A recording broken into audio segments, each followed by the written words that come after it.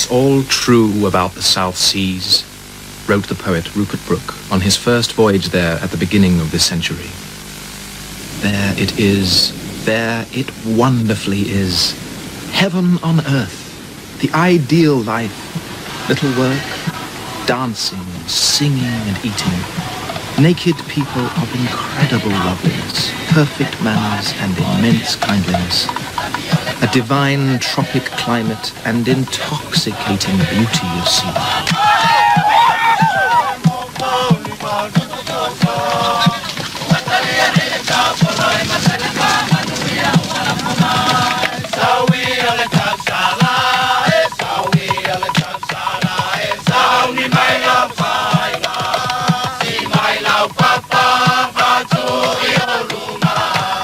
The South Seas have long provided the West with an ideal of paradise on earth.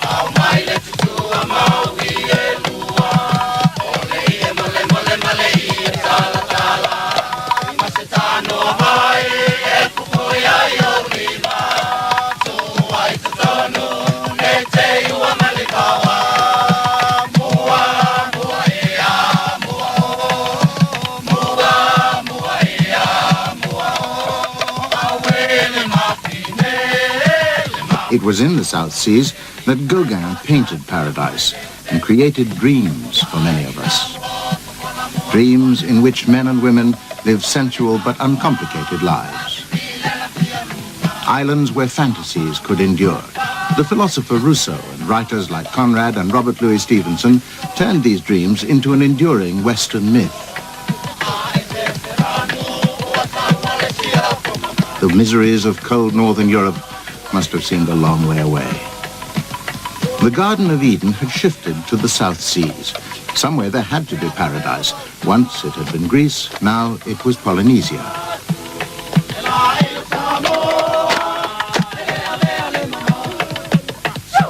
In some ways, interestingly enough, the myth of the South Seas couldn't be more wrong. The myth that we have of the South Seas is of a place where there are virtually no social constraints, where we do what we want. Impulsiveness. Somewhere in the world, there simply had to be a society where human beings would thrive without constraint, without rules. Why Polynesia has been focused on by most writers as a kind of paradise is partly because they fit, in fact, our vision in some way of the most noble representation of ourselves. Polynesians are, to us, attractive people who live in a very physically attractive place. So there was just enough truth to all this romanticism, visually, physically, to make them particularly useful for this image.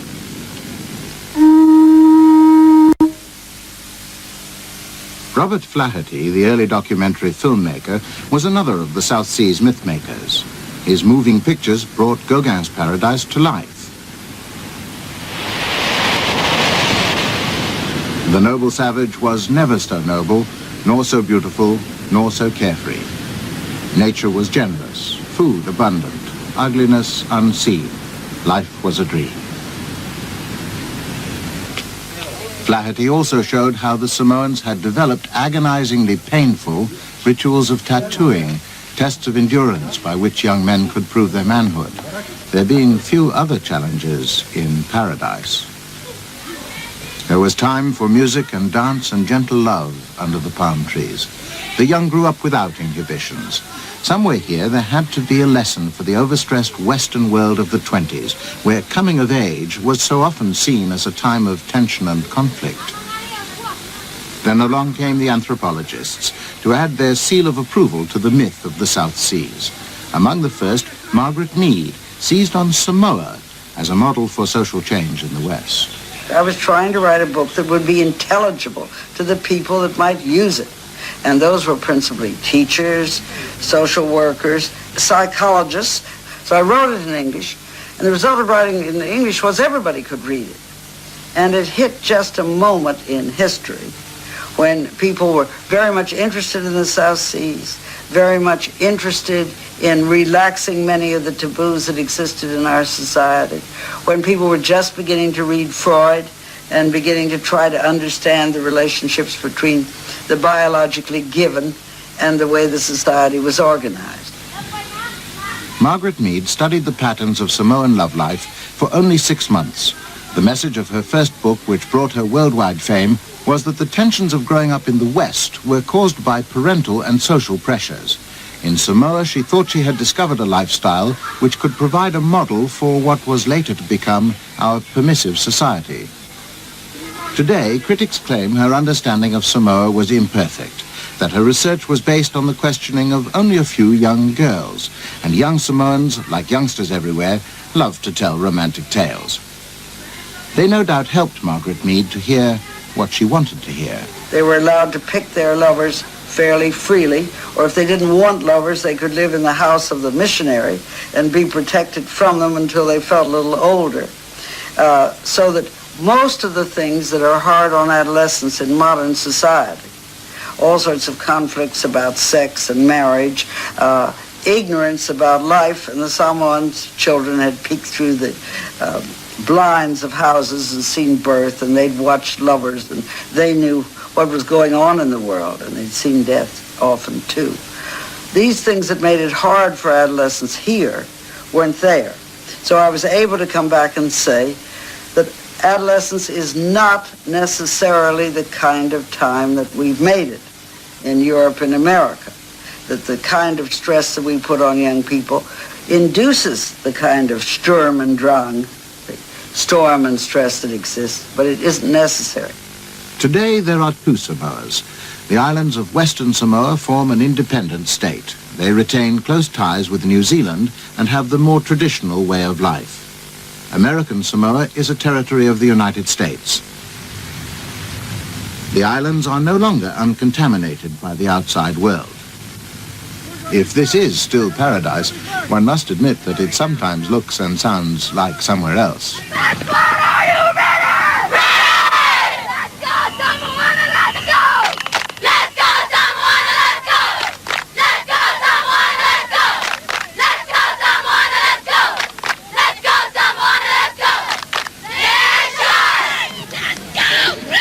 It's all too easy to be misled. Despite the American style, these young people are very Samoan.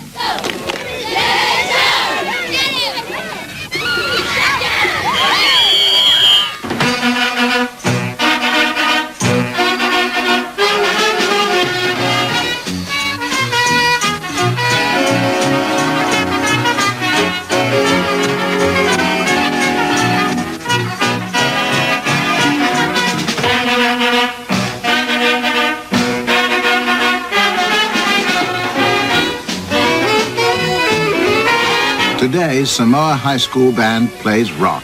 And today, young Samoans, like youngsters elsewhere, are familiar with violence. And they have an astonishingly high rate of suicide. Plenty of storm and stress, in fact.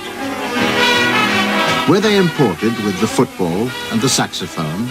Or were they there all the time, unobserved by the foreign seekers after paradise?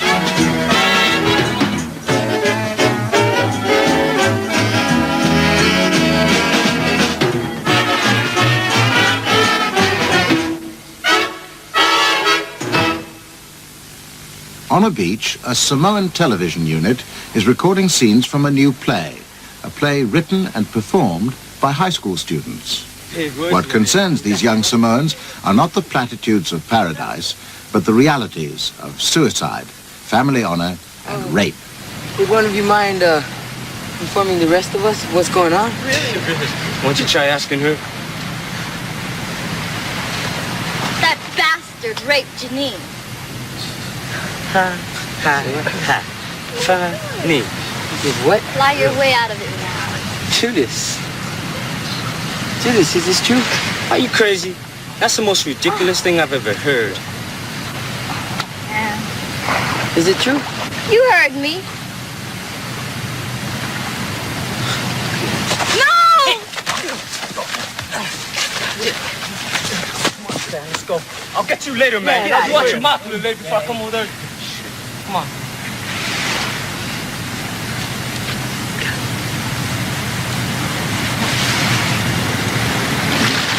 My God!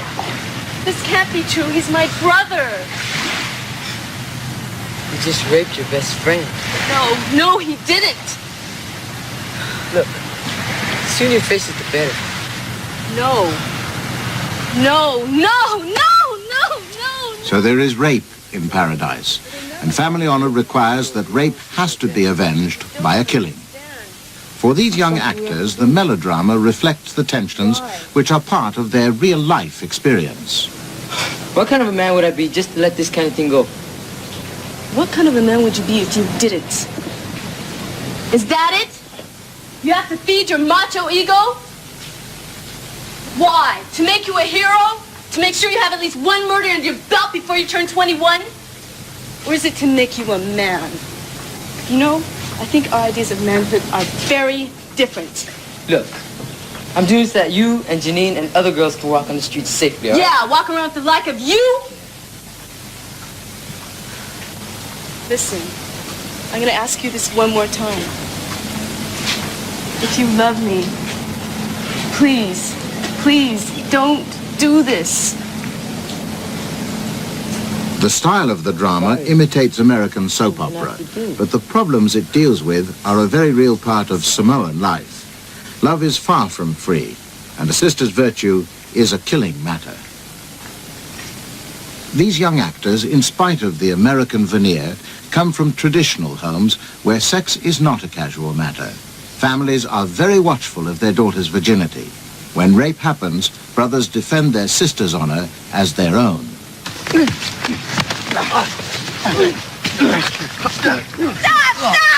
In the play, the girl's desperation over the fight between her lover and her brother brings a tragic but not unfamiliar end to the story. Vito, I have to talk to you. To both of you. I don't know how to say this. It's Sophie.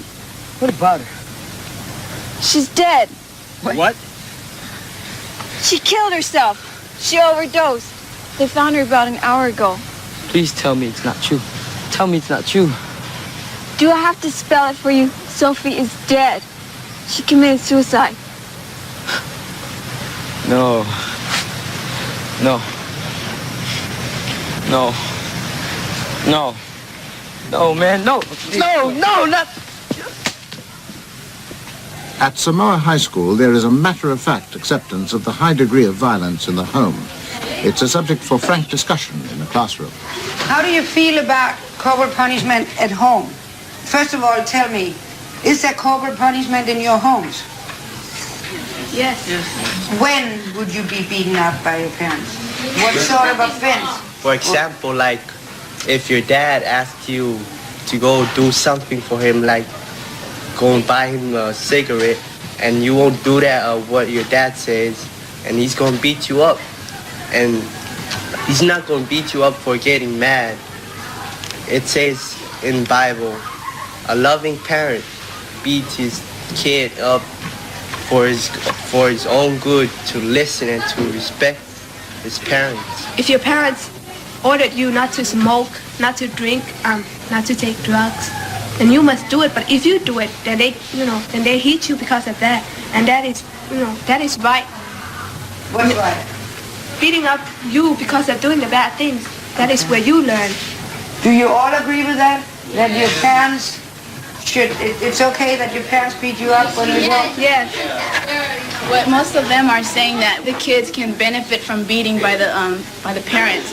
Well, I'm against that because some parents are really not careful with their beatings. Like, they heavily beat them and they use objects like pipes and all that, hoses to beat them up.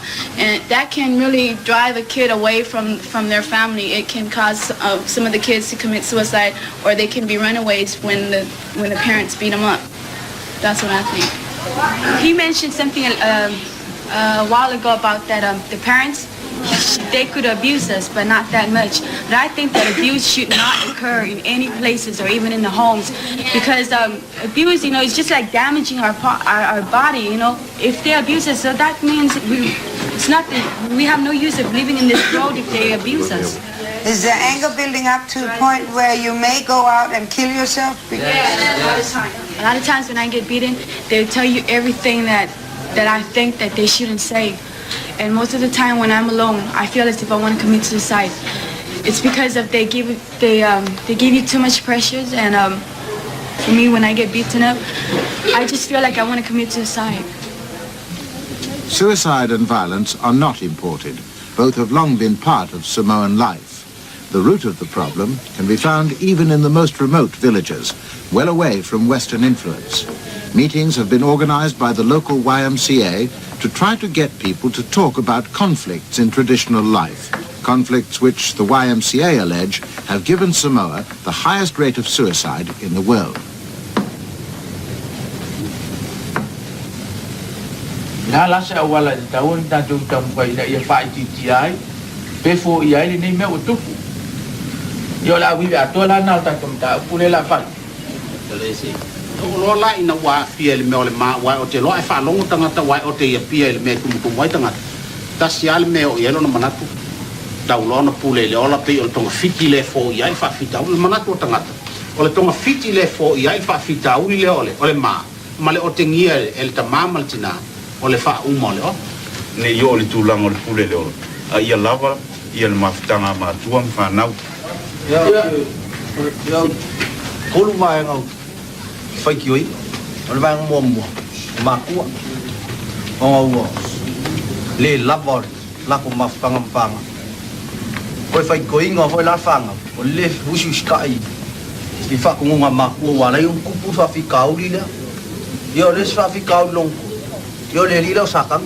o pe o le li nga wa o ya nga o fa ti apolo lo ko ka pe o me nga le ya o ale ki dan pule nga ka yo la ko wo yo ro ok nga ye dong ba u ko si mana ka kongo o ka ka la ko yo o ke pe ti ingal ba nga le ko pulang a ngol kulang ala le wa ko la ko ma vo pa wa le ole wala pai sasa kusala kusasa yo la koma kuwa kusa sfafi kau ngala ko pe ole o se wala ngai. A new image emerges, that of a tightly disciplined society, one with a profound sense of personal honor. This girl killed herself. Her brother explains why. My sister died because she had a strong will. She was in love with a relative, a distant cousin. Our father told her she could not marry him, and he scolded her very strongly. She was very upset. That night she took poison, and the next morning we found her behind the kitchen. If our father had not scolded her, she could have married the man, and that would have brought disgrace to our family. The romantic settings and the charms of the South Seas can conceal the inescapable pressures of family obligations on Samoa. Images from great paintings, fantasies from 1,000 travel brochures. It seems too casual, too relaxed for there to be a formal power structure underlying it all. But there is, even in paradise. The authority within the apparently casual order comes from the Matai, the village chiefs, part elected, part hereditary. The strict maintenance of the Fa'a Samoa, the Samoan way of life, is in their hands. From a practical point of view, the Matai is responsible for giving orders, for organizing village life, for ensuring that the people under him obey laws, are well behaved, etc. When there's, at the symbolic level, the chief is responsible really for articulating the most noble and dignified vision of what life could be. E fai ala tu tulafono ana pe tulafono le tuale ma le malo le fa vai nei le malo tulafono ana mol pupui ngol no folle tangata afa pe foi la soli tangata e tulafono e foi fa salanga fa sa mola to fai. To receive a title is the goal of all Samoans. They can then participate in kava ceremonies, rituals which are the traditional focus of all life and the theatre of all Samoan power.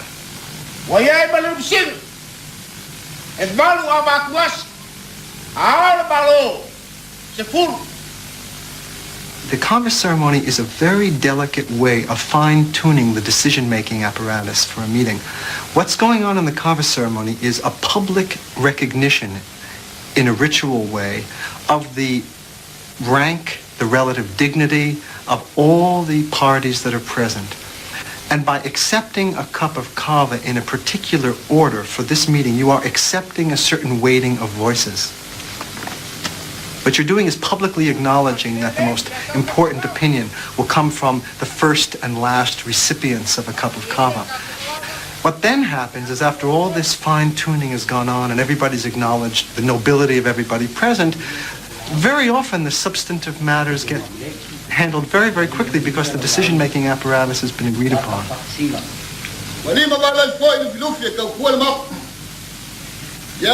So it is a finely tuned political system, but its ritual offers little part to the young and the untitled. Only one young girl, the taupo, or ceremonial village virgin, has a role here. She mixes the kava, a mildly intoxicating drink, which is at the center of the ceremony. The only untitled people inside the kava ceremony itself are normally supposed to be the young man who serves the kava. And then there's the taupo, who herself is titled, technically. She has a maiden's title, a taupo title. The rest of the young people sit outside the house.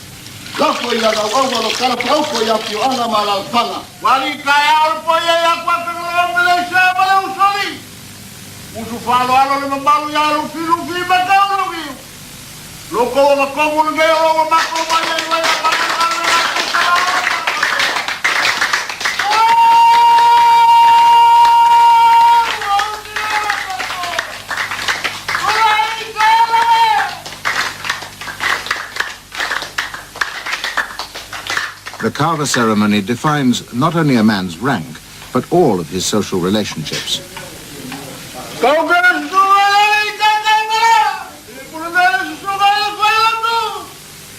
Here, a man's participation in the group is more important than a display of individuality. It seems to me that for Samoans, the social part of themselves, the part of themselves that connects themselves to their parents, their chiefs, brothers and sisters, their social obligations are the primary definer of who they are. There is no Samoan term in the Samoan language for personality, for instance. There is no way to say that. There are only words that refer to sides or parts of people, which are, I'm a son of my father, I'm a young untitled man, I'm a brother to a sister. So that for Samoans, these social obligations, these bonds or relationships are the primary definers of who they are. So what happens to all this need for selfhood? It goes underground. Every Samoan village has a group called the Aumanga. It's translated as the Young Men's Organization. This group are really the group of young men in a village who serve the chiefs, who help the chiefs, and thereby gain future access to power themselves through service. And these young men serve the chiefs, and in doing so demonstrate their strength and their vitality by ritualized acts of macha, we would call it, of strength. You'll hear a lot of yelping as they do it, a lot of war cries, always demonstrating the way in which this strength and energy is channeled into the service of the chiefs.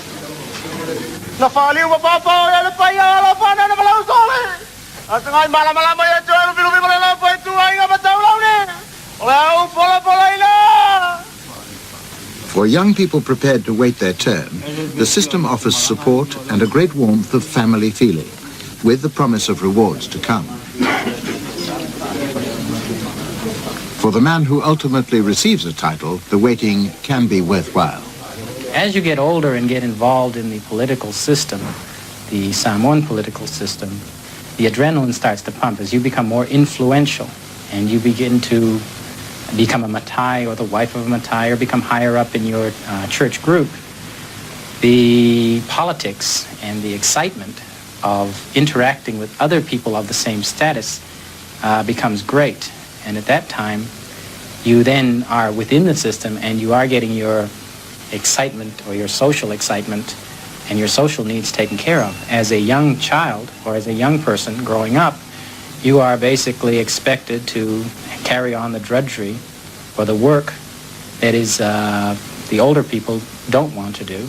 And accordingly, the structure is set up so that the young people do, as part of their service, as part of their paying their dues, do this work.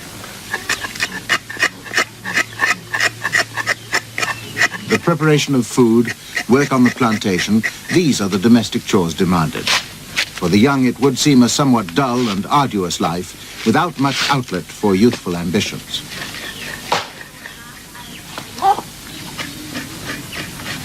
The world in pain is more than I can deal with. The people one by one's a different thing. Songs are all I have to try to heal with. For those in westernized schools who feel they are within reach of another world, the traditional obligations can seem even more constricting. One by one. Elaine Allo has to deal with all the pressures of both worlds. Give your name, lose your pain, sing together.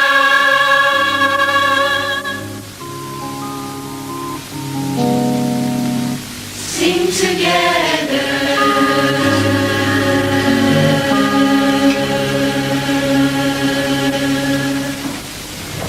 2560. There's this one, but we don't have. Elaine dreams of a lifestyle that doesn't fit in with the Fa'a Samoa, the customs of traditional Samoa. No, these are all we have on stock. Go clean plantation, go do this, go do that. You know, we want to go out and do what normal teenagers do. Go cruise. I don't mind doing things for our family, but and there's a line though that they have to stop and think about us, you know. There's time we want to go out, with the girls and go watch the movies and stuff. But they said that girls don't go and do that. You know, the girls' job is to stay home, clean the house, and that's a bunch of bull. 'Cause, I don't mind, but they keep pushing it. Pretty soon they're going to go over, and I'm kind of getting sick of it.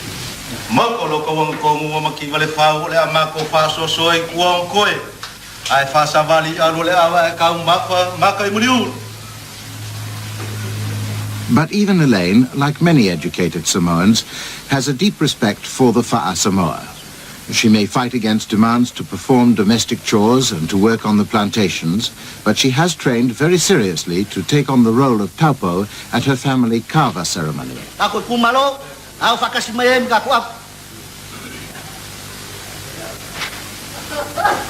This is the first time she has taken part. By traditional standards, her performance is not very polished, but she performs it with good grace.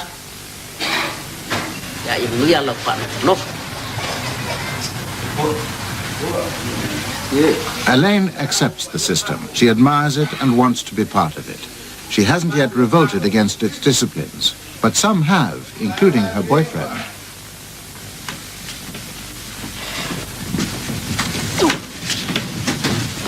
Please be seated.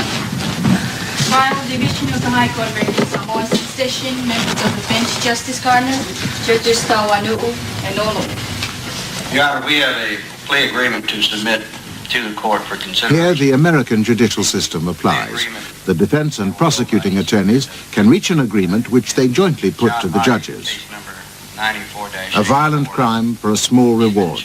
A familiar story everywhere in the world, but again, unexpected in paradise. Your Honor, the government alleges that the three defendants went into a house in the Utale Beach area. Two of the defendants, John Ma'i and Nick Tuala, went into the house initially with the third defendant staying outside as a watch person. That once they got inside, Mr. Lyle Richmond, who lived there, discovered them. John Ma'i had a .22 caliber handgun. The handgun was turned upon the victim. He was beaten by Nick Tuala. He was then robbed of approximately $35 from his person. And then the third defendant came inside and they took a radio, tape recorder, some liquor, I think. Those are roughly the facts as you understand them, Mr. Yerrick? Yes, Your Honor. All right. I'd like to discuss it with my associate judges to determine whether, in their opinion, this is an adequate disposition of the matter. We'll take a short recess for that purpose.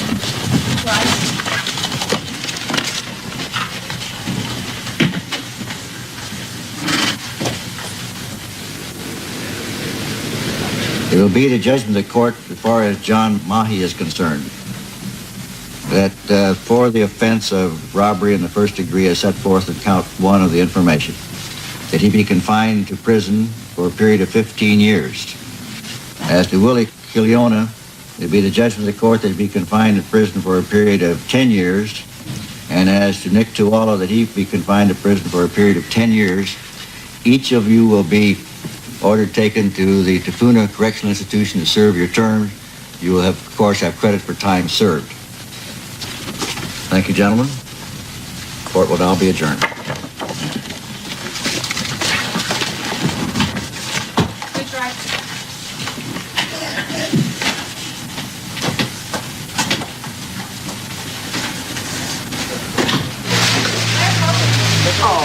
Oh, man. Look at shit, man. Man, check this out, man. Damn, man. Woo!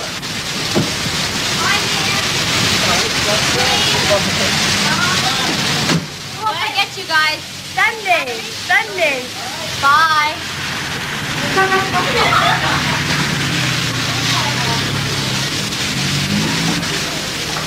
We only 17 and 16, and they lock us up like adults. You know what I mean?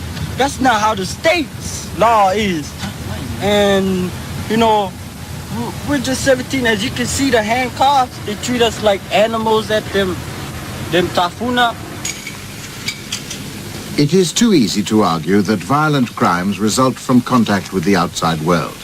It is an insult, much resented by Samoans, to see them as simple, gentle people without the full range of passions and frustrations.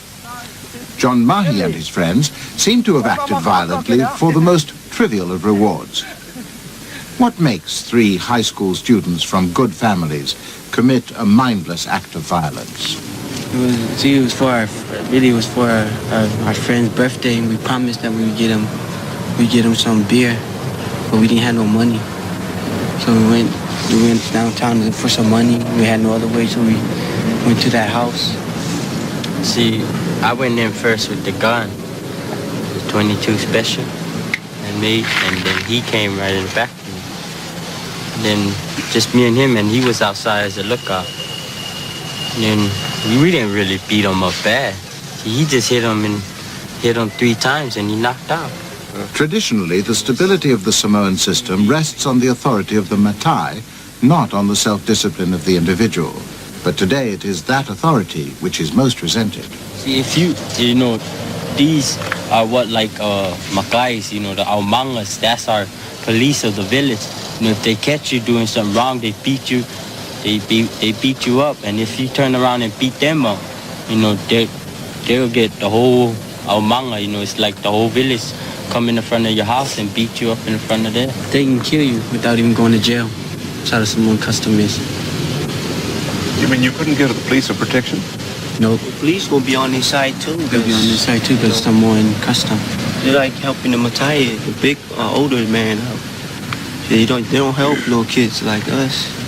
O le mea lama e mo mua e o whanga o Samoa. O le ola ususkai ma le olanga wha Samoa le ususkai i el whanau i makua. E le ngaka le matai. Ai whapea i makua umo Samoa uma. O le mea lama lalanga e o whanga uma Samoa i ola mo mua i alofa lua i ususkai. Ia, e mwhai lama kau sia whanga uma Samoa i kama makenge o wafo lala ko ke makau le ngangu uleo lo whaavaya i Samoa. O le mea lai mafuai o ngasasa le kamikiki Samoa. Ngō le upu o le kusupa i a Solomona. Whai mai le po o i a kusa a Solomonga. Sasa lau kama kusa mau ngala o ia mangu o la kiki mai. E le leile sasa i lunga le o akolonga o langa i seoli. I've seen kids beaten in such a way that they're beaten until they stop crying. These are kids 4 or 5 years old. That his parents will take and hit a kid and say, "Uma, uma, uma," which means enough, finished. And you watch these kids who are absolutely furious. They're enraged, and they'll go, and you see them go stiff. They stiffen as they learn to hold it in and control it.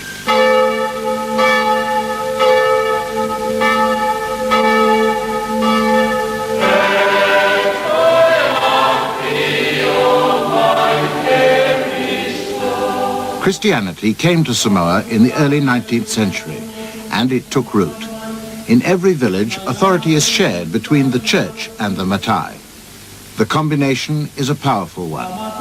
The young are surrounded on all sides by a benevolent but all-embracing network of authority.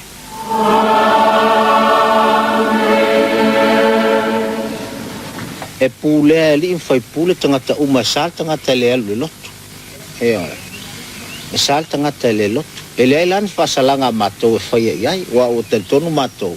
Pa wal me ole tul i el matai la torong tiu te pe ole fai ole una i tangata e ole lotu.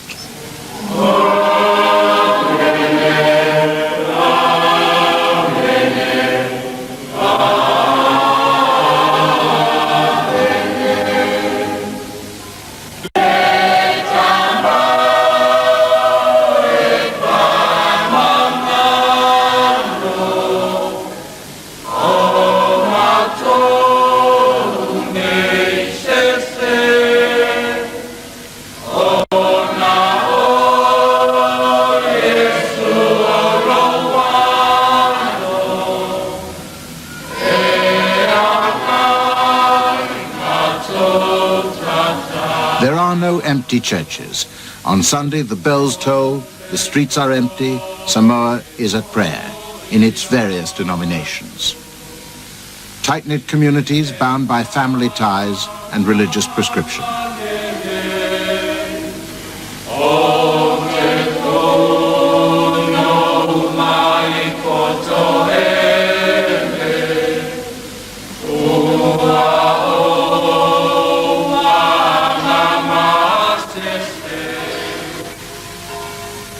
Every night, there is a curfew at dusk. The Amanga, the young men of the village, stop all traffic, all movement. We're waiting here a few minutes. Okay? Thank you. Then evening prayers begin in every village and in every household, and every member of the family attends.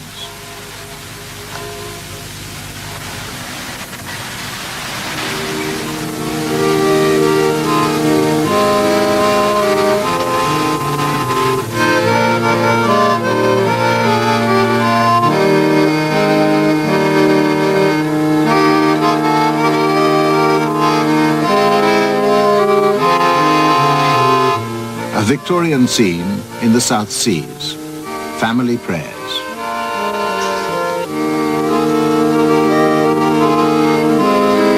Praying together may keep a family together. It also serves to reinforce the authority of the head of the house. The weight of the authority of the chief can weigh very heavily on the backs of a lot of these young people who may be impatient for that day when it may come when they may get power. They are promised eventual power if they buy into the system, if they obey. There's a saying in Samoa, in fact it's something like a national motto almost, which is Ole ale le pule ole tautua, which means the path to power is through service. You lower yourself, subordinate yourself, and eventually you'll be rewarded with power. But sometimes that requires a tremendous capacity to put up with frustration. That requires a tremendous ability to put up, to tolerate a tremendous amount of authority over one in order eventually someday maybe to get your turn. Apia is the only town in Western Samoa. It is a port and a market, and the one place that the young can go to escape the all-embracing authority of the village.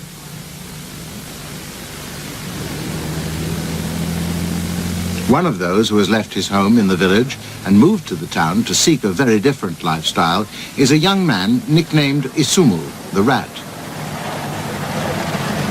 Well, the normal thing to me is get up in the morning and go down to town, go to some pictures, like cinemas, billiard saloon,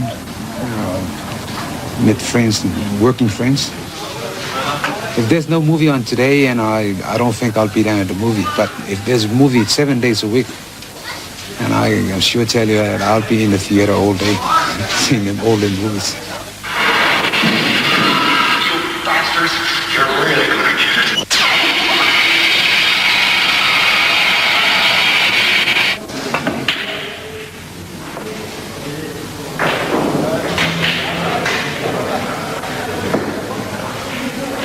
For the young, traditional life offers few outlets for their natural impulses, little scope for individual freedom. Some escape authority by suicide. Some who can't wait for the adrenaline of power turn to crime.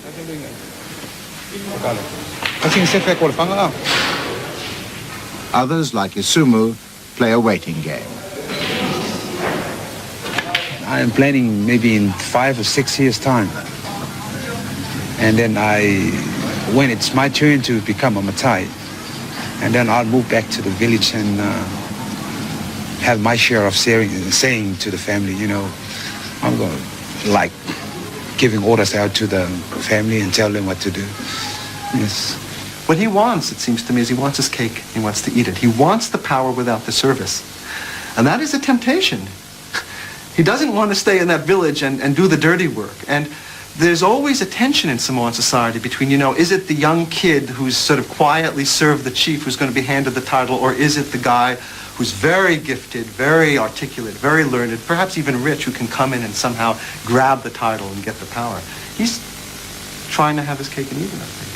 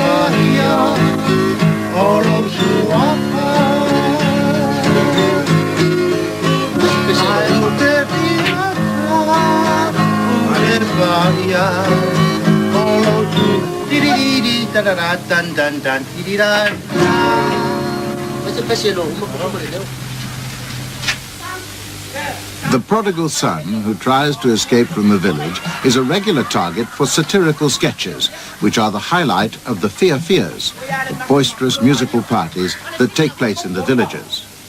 His way of life is seen as a kind of rake's progress. He gambles, goes dancing, and takes girls for rides in his car.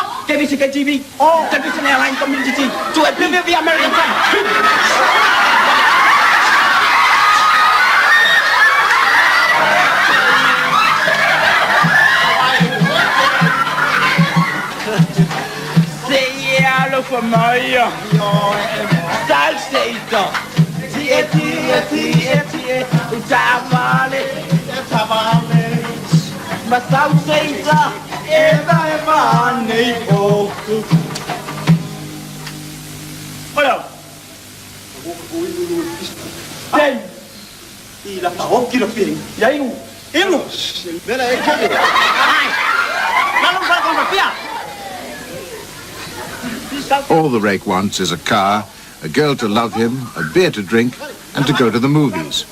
But the audience know well that the village life is the better one, and that eventually he'll come home.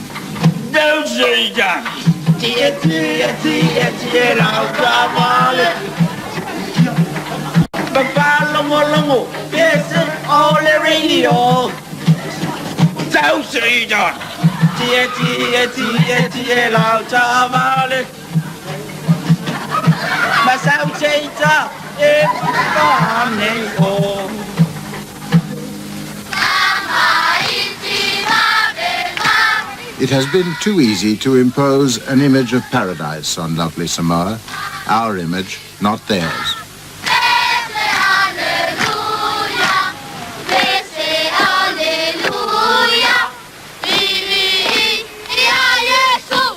We have sought a model from which to measure our own fall from grace.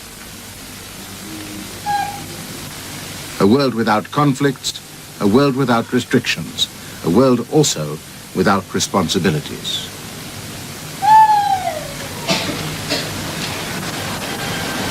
Kei fono vai sa'u sai lele. O te baptiso atu I te oe I le suafa o le ma. Le alo ma le anganga pa ia. Ia whapula atu e le li o na fonga I te oe. Ia lofa le tua ma te usia oe. E ia manuia pēr lo ola. Whapenai le amama, te petoa soa ni mai. Le manuia talo sama, talo sama. Watouma me mai, ia pepese, Hallelujah. Samoa has its share of both goodness and evil. Samoans, like the rest of us, have ideals, and, like the rest of us, they don't always live up to them.